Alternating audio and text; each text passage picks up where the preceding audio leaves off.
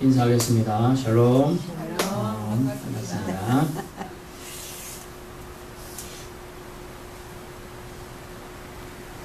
오늘 말씀의 제목은 듣고 행하는 자의 복. 듣고 행하는 자의 복. 예수님의 말씀입니다. 46절. 너희는 나를 부른다. 주여 주여라고 부른다. 그 의미는 무엇인지 모르면서 부르는 것은 아니겠지 라고 주님이 반문하고 계시는 겁니다. 그것은 주님이십니다 뜻이죠. 주여란 말은 키리오스라는 단어라고 그랬어요. 왕한테 극존칭으로 쓰는 단어가 주라는 단어예요. 주인님이십니다 이 얘기죠. 즉 우리는 종입니다. 분부만 내려주십시오 이거죠. 시행하겠다는 뜻을 품고 있는 종이 분부만 내려달라, 즉 명령만 내려주십시오 라고 하면서 주여 주여라고 부른다는 것이죠. 주인님 주인님이라고 부르는 거예요. 그런데 부르기는 부르는데 주인님이라고 하면서 내가 말하는 것을 행하지 않느냐라고 주님이 오늘 말씀하십니다. 주님이 말하는 것들이 뭐죠?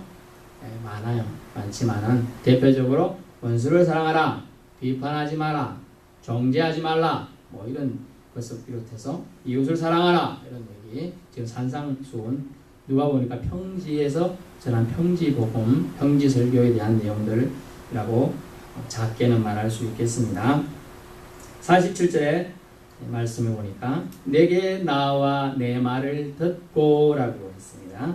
믿음은 들음에서 생기죠. 로마서 말씀 나오는데 이 말은 자주 말씀을 들음을 통해 믿음의 크기도 성장한다는 얘기예요.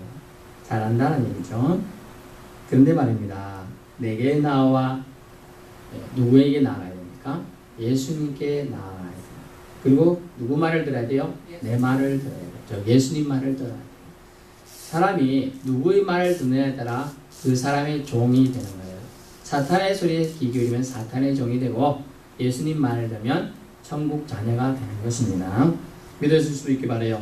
우리는 먼저 다른 누군가가 세상 지도자나 타종교 등 지도자나 다른 가치가 아니라 주님께 나아가야 돼요. 그래서 방향성이라고 전에도 말씀드렸지만 주님께, 대상성이라고 하죠. 주님께 나아가야 한다는 말을 쓰고 있죠. 그 후에 어떻게 해야 되냐? 내 말을 듣고 라고 해서 듣고라는 단어는 원래 어쿠라는 단어이긴 한데 영청에서 듣는다 이런 의미가 있어요. 근데 그 단어 속에는 실행한다, 실천한다는 뜻이 내포되어 있어요. 실행한다, 실천한다는 단어가 내포되어 있습니다. 그리고 듣는 것이 그냥 듣고 흘려버린 것이 쇠귀에 경읽기라는 단어가 있어요. 그런 말씀이 되면 안 되고 거기 그 말씀을 들어서 내 걸로 소화시켜서 나에게 적용해서 하나님이 원하시는 사람으로 나를 점점점 바꿔가는 것, 이것이 듣고의 진정한 의미예요. 듣고 순종한다는 의미가 되겠습니다. 나아가는 수고가 우리는 항상 있어야 돼요. 예수 믿는 자들은 주님께 나아감이 있어야 돼요. 어린아이들이 내게 나옴을 막지 말라. 나아오는 것은 적극적인 행동이에요. 나아가는 것은 하나님을 주님으로 믿는다는 뜻이 들어가 있어요. 사실 그 속에 나아가는 수고가 있어야 말씀을 들을 수 있는 건 자명합니다. 나가지 않고 들어보겠다는 것은 거짓말이에요. 나아가는 수고가 말씀 듣는 은혜 앞에 있는 겁니다. 항상. 그래서 말씀 들을 수 있는 곳, 그 자리를 한자 세 글자로 뭐라고 한다 그랬어요? 시언자, 은혜가 베풀어지는 자리다 라는 뜻이에요. 시언자의 자리에 가는 거예요. 그래서 권사님은 저 자리에 앉고 집사님은 저 자리에 앉고 이것이 다 자기 자리가 있는 거예요. 그 자리는 내가 평생 지켜야 될 자리다. 뭐 그런 의미도 있겠지만은 은혜 베푸는 자리, 내가 은혜 받은 자리를 기억해야 한다. 그래서 어떤 사람이나 초심을 잊어버리면 안 돼요. 초심을 잊어버리지 않는 모습들이 있어야겠다는 걸 알 수가 있습니다. 말씀 들을 수 있는 곳, 자리를 먼저 사모하시는 저와 여러분 되시기를 바랍니다. 이곳에 나온 여러분께 하나님의 무한한 돌봄의 축복과 깨닫는 은혜가 있길 바랍니다. 그리고 듣고 행하는 자라고 표현된 단어가 나옵니다. 47절에 듣고 행하는 자마다 누구와 같은 것을 너에게 가르쳐 주겠다. 보이리라. 가르쳐 주겠다는 얘기죠. 즉 깨닫고 실천하는 자는 주님은 오늘 본문에 48절 같이 표현하고 있습니다. 집을 짓는 자에 비유하고 있어요. 집을 짓는 자. 그는 주추를 깊이 파고 흔들리지 않도록 튼튼히 하고 반석 위에 놓는 사람 같다라고 했습니다. 주추가 뭡니까? 기둥 같은 거를 정확하게 세우는 건데, 우리가 제가 뭐 농사를 많이 안 지어봤으면 고추모종 심을 때 이렇게 대를 세우듯이 박아갖고 좀 깊이까지 하지 않으면 살짝만 해놓으면 넘어지거든요. 깊게 박듯이 주추를 해가지고 기둥이 쓰러지지 않도록 튼튼한 곳에 주추를 세워서, 원래 주추 돌이라고 하죠. 대부분 돌로 그걸 세워주기 때문이죠. 튼튼히 하는 것이 원래 집을 짓는 자들의 기본 베이스가 되겠어요. 그래서 성경 말씀에는 주님께서 반석이에요. 그리스도가 반석에서 그리스도 위에 우리는 주추를 세워야 한다고 할 수가 있어요. 주님께서는 주추를 예수님 위에 세우는 자를 지혜롭다고 하십니다. 즉 반석 위에 놓는 사람 같다. 그러려면 뭐가 필요합니까? 수고가 필요해요. 수고로움이 필요해요. 신앙생활은 수고로움과 반비례 한다. 정비례까지는 안 돼요. 반비례 할 수 있어요. 수고로움이 있는 만큼 조금씩 성장하게 돼 있어요. 수고할수록 더 성장은 이루어진다. 나중에 닥칠 환난이나 위험을 대비하는 것, 이것이 수고로움이죠. 우리가 기도를 등한시하는데 평안할 땐 잘 안 해요. 위기가 올 때 다 하죠. 근데 기도가 평안할 때 심어놓으면 위기가 안 옵니다. 위기가 안 해요. 와도 쉽게 넘어가요. 근데 평안할 때 놓쳐버리면 위기 시에는 정말 피를 토하는 기도가 나와야 될지도 몰라요. 그래서 평안할 때 더 기도를 해야 한다. 그것을 성경에는 환난이라고 해요. 위험이라고 해요. 근데 그것을 대비하는 것은 주추를 깊이 파고 흔들리지 않도록 튼튼히 반석에 넣는 것 같다. 이런 쪽으로 생각해 보세요. 여러분이 이해를 돕기 위해서 제가 말하면 땅을 파고 박아놓는 큰 기둥 넣는 것도 힘든데, 반석에 큰 돌을 정확하게 정을 때려가지고 각을 만들어가지고 그렇게 넣는다 생각해 보세요. 얼마나 힘들겠어요. 감이 별로 안 오시는 모양인데 그만큼 더 힘들다는 걸 얘기를 하고 있어요. 쉽게 할 수 있잖아요. 지금 허리케인이나 이런 것들이 오면, 미국에서 확 오면 어떻게 해요? 집이 막 날아다녀요. 왜 그래요? 주추가 없거든요. 그 나라들은 그냥 나무도 많으니까 나무로 지어요. 그리고 땅속으로 이렇게 기둥을 안 박는단 말이에요. 우리는 콘크리트를 막 1층, 지하 1층, 2층까지 박는 게 아니고 그냥 지상으로 올리고 그냥 주추 그게 없이 탁 나오는 사람. 그렇게 센 허리케인 태풍 바람 오면 날아가는 거예요. 집이 날아다니고 소도 날아다니고 자동차도 날아다니는 게 주추가 없기 때문에 동물도 보호 못하고 아무것도 보호 못하는 거예요. 그래서 성경은 우리가 개미가 겨울을 준비해 더운 날에도 열심히 일하는 것 같이 우리가 수고로움을 감당해야 한다. 그것이 주추를 깊이 파는 노력이 필요하다. 그리고 그걸 판 것을 반석 대신 예수님 위에 놓아야 된다. 성경은 본문에 큰 물이 나서, 예전 글을 보니까 홍수라고 표현되어 있는, 그게 더 와닿죠. 큰 물보다는. 탕류가 대부분이 큰 물이 났을 때, 홍수 났을 때 흙탕물이 되잖아요. 그런 이렇게 큰 물이 오게 되면, 왜냐하면 쉽게 지는 사람은, 심지어 우리가 바닷가에 놀러 가보신 분이 있었나 모르겠네. 바닷가에 모래성을 쌓잖아요. 두꺼비 넣어줄게, 새집 다오, 헌집 넣어줄게 이러면서 막 이렇게 지어요. 그래서 파도 가면 철썩 치면 어떻게 돼요? 쑥 없어져 버려요. 똑같이 탕류라는 비유에 의해서 주추가 없는 집, 흙 위에 지은 집은 쉽게 없어진다. 얘기를 하고 있는 거죠. 결국은 잘 지었기 때문에 오늘 말씀의 터 위에 잘 지은 집, 말씀을 듣고 행하는 자는 잘 지었기 때문에 요동치 않는 결과가 되게 됩니다. 결국 신앙생활 하면서 굴곡이 없으면 완벽합니다. 하지만 그럴까요? 아니에요. 욕도 굴복이 있었고요. 야곱도 수심이 있습니다. 사도 바울은 더 했죠. 하지만 이런 속에서 그것을 넘어가기 위해서는 요동치 않는 뭔가가 필요한데 반석 위에 주추를 세우는 우리 신앙인에게 요구된다는 것이 오늘 예수님의 말씀이에요. 그래서 49절 보면 이렇게 나오죠. 듣고 행하지 아니한 자는 어떻게 나옵니까? 주추가 없이 흙 위에 집을 지었어요. 그래서 흙의 속성은 뭐냐? 물이 오면 싹싹 깎여요. 돌은 안 깎이죠.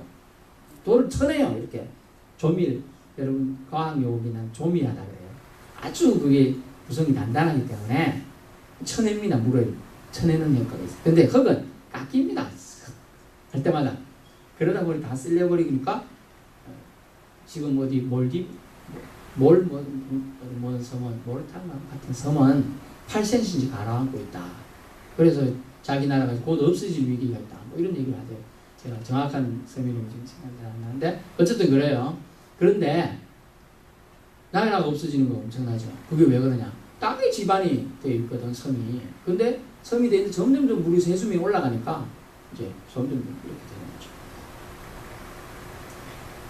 듣고 행하지 않는 자는 야고보서 2장 26절에 교환했습니다. 죽은 믿음의 소유자다. 죽은 믿음. 영혼 없는 몸이 죽은 거죠. 육체가 있는데 영혼이 떠나갔으면 죽은 거예요. 똑같이 행함이 없는 믿음은 죽었다라고 합니다. 그러면 죽었다는 의미는 뭘까요? 참 신자일까요? 비신자일까요? 비신자는 정확하게 말하면 신자 아니다. 좀 매몰차게 들지만 주님 제가 어릴 때부터 예수님 믿고 주님이 위해서 봉사도 많이 했는데 그렇게 심한 말씀을 하십니까? 라고 섭섭하게 해도 어쩔 수 없다고 그러지 말아요. 그러니까 행함 있는 믿음으로 나아가야 한다.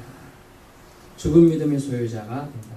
라고 주님은 오늘 탁 꼬집어서 지금 말씀하고 계십니다. 주축 없이 대강 흙으로 지어진, 흙 위에 지어진 집은 무너지기 쉽다. 파괴하기 쉽다. 흙은 뭡니까? 옛날에 아담아 그랬잖아요.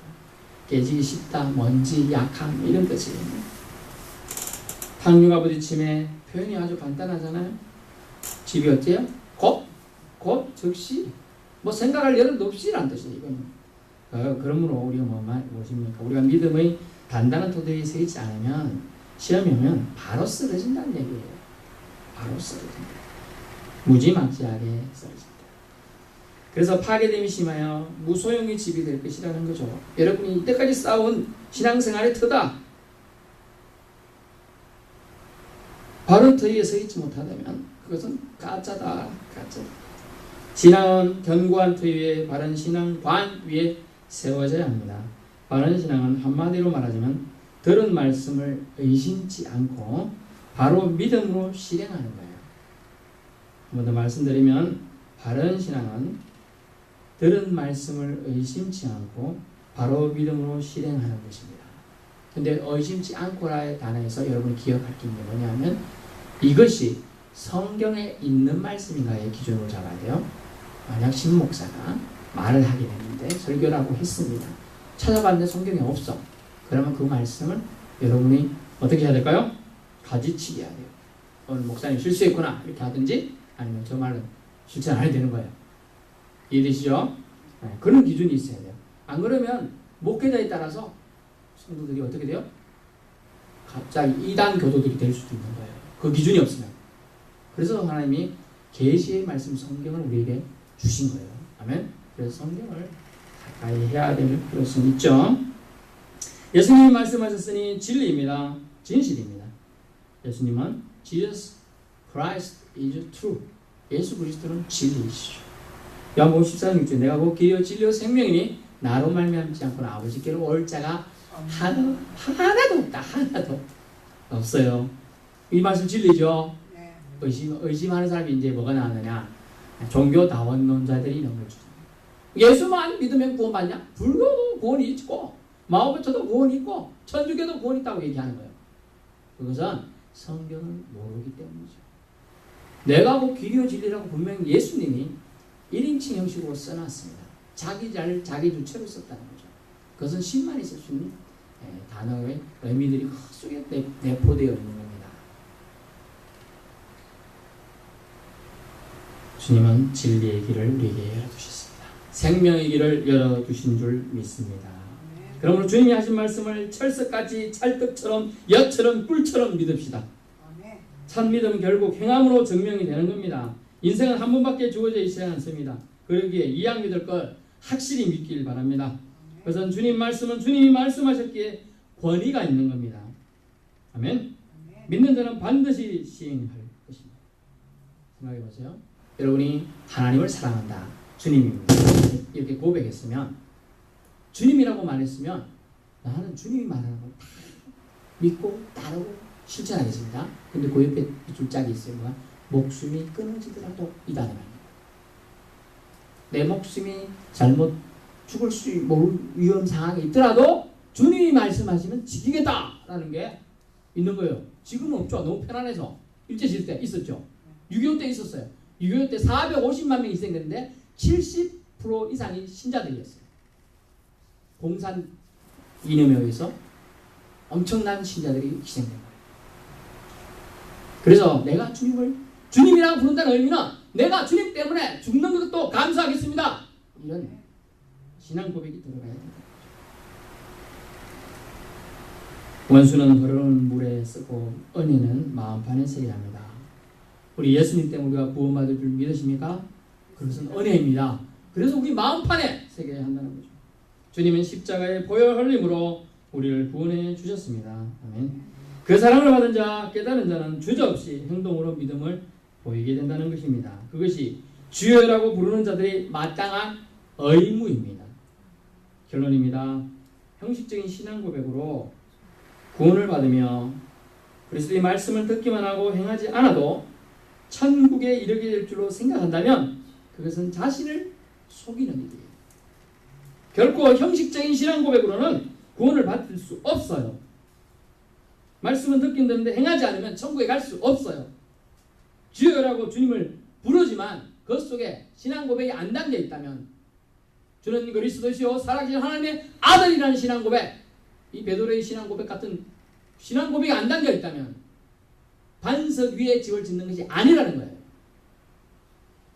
주님은 가짜 신앙에 결코 속지 않을 것입니다. 주님은 구원을 그런 자에게 주실 것이라 생각하는 건 큰 오산입니다. 그러므로 우리는 바른 신앙의 터 위에, 반석 대신 예수 그리스도의 터 위에 믿음을 공고히 하여서 천국에 다 웃으면서 들어갈 수 있기를 축원합니다. 아멘. 기도하겠습니다. 주님 감사합니다. 우리 영혼을 잠잠히 사랑하시는 주님, 주님 전에 올라올 수 있도록 은혜 주시고 건강 주시고 감사합니다. 천국 가는 그날까지, 주님이 우리 영혼을 부르는 그날까지 아버지 하나님의 믿음을 공고히 할 수 있도록 바른 신앙의 터를 우리에게 허락해 주옵소서. 반석 대신 예수 그리스도가 우리의 구주임을 고백하는 멋진 우리가 되게 해 주옵시고, 지켜나갈 수 있도록 보혜사 성령님 날마다 우리를 지키시고 보호해 주옵소서. 감사드리며 예수님 이름으로 기도드렸습니다. 아멘.